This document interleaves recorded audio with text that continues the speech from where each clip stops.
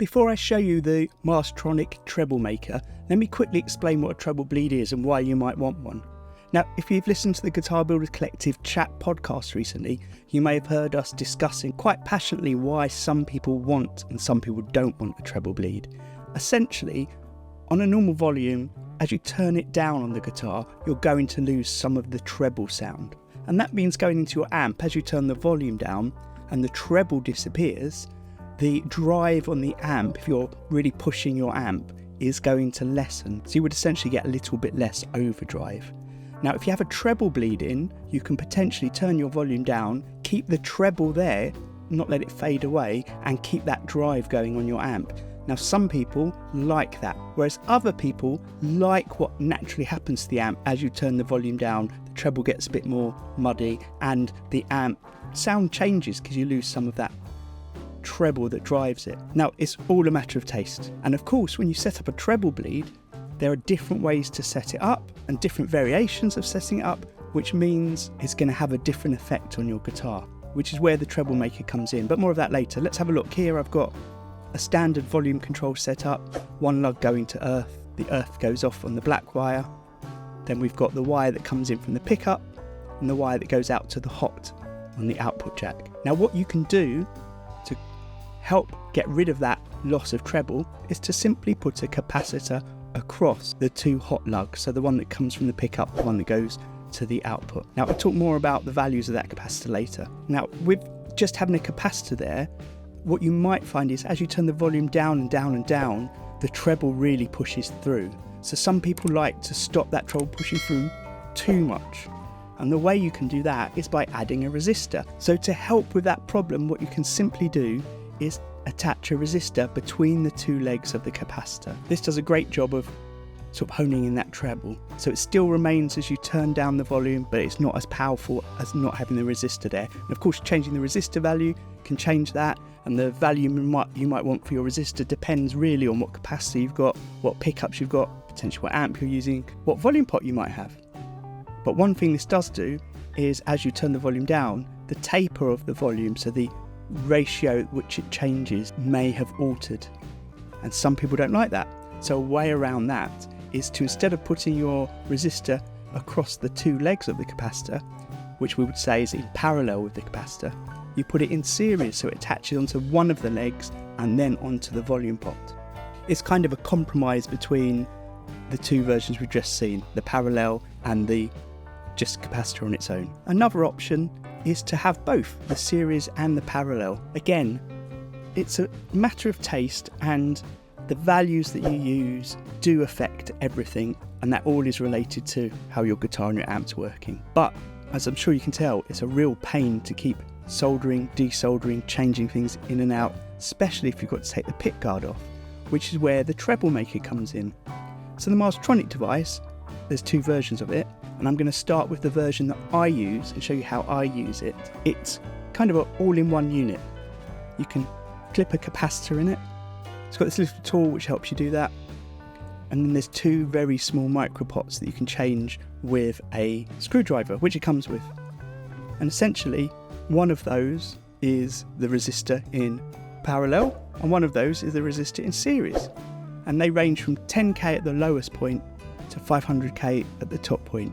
So you can turn them almost all the way off by having it at 10k and all the way up at 500k. So you can vary between the two options. And you can control them individually using these dip switches, which you can switch on and off with the screwdriver. So it's a bit like having no resistors. A range of different resistors in series, a range of different resistors in parallel, or both.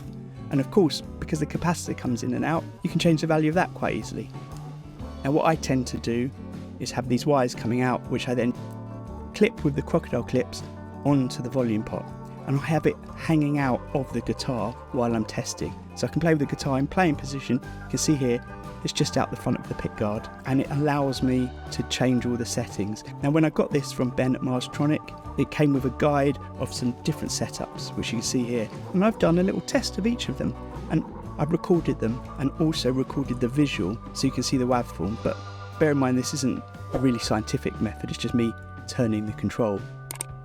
So what you can see here is each track represents a different setup according to the instructions that were given to me for the Treblemaker, apart from the first track, which has got no Treblemaker attached at all. And it's not that scientific because I've tried my best to strum the same each time, but maybe there's slight differences there. And I've tried to set the volume for these 3 recordings on each setting. I've tried to set that the same, and again that's not exactly possible when I'm just turning it myself, apart from the first one is fully on, so that's set at 10, then I've done it at 6, and then I've done it at 3.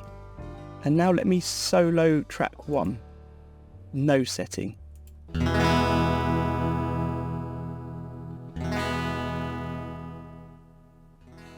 And you can hear by the time I get down to 3 it's so faint. So let's try some of the other settings.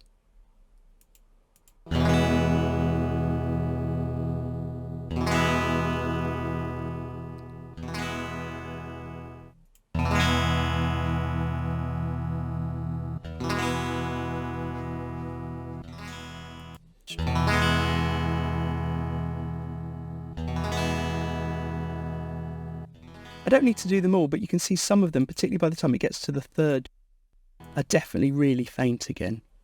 But some of them, like this Duncan setting here,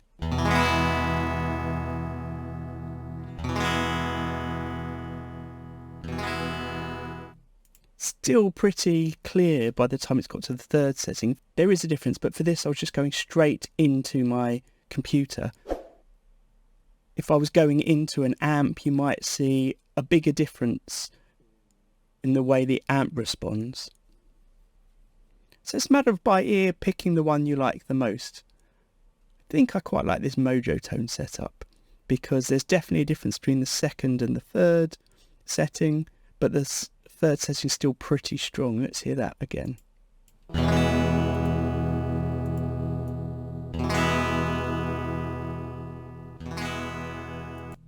Whereas if I took, for example, the Kingman setting,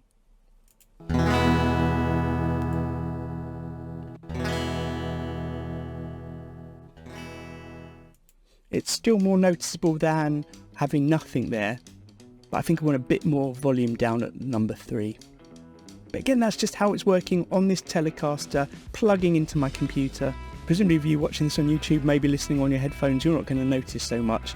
The aim of the Treblemaker is to have your setup right for you, for what you're playing, for where you're playing, with what you're playing with.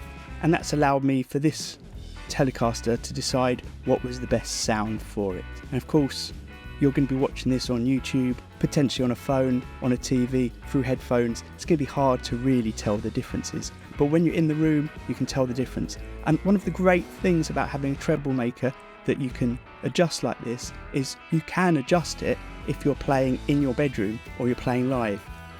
You can adjust it quite easily depending on what setup you've got, whether you're playing on a big amp, little amp, lots of pedals, long leads. But the other Treblemaker model, the slimline one, is the one I normally put in the guitars. Once I've made my decision about which capacitor I want, I swap over to this slimline one, root capacitor straight in, and then attach this into the guitar. Normally a little bit of Velcro, can stick it on the back of the pot, stick it inside the cavity somewhere, and it does the trick. Still adjustable, but if you want to change the capacitor, you've got to desolder it. But I've set it up as best as I think it works for the guitar, ready for my clients.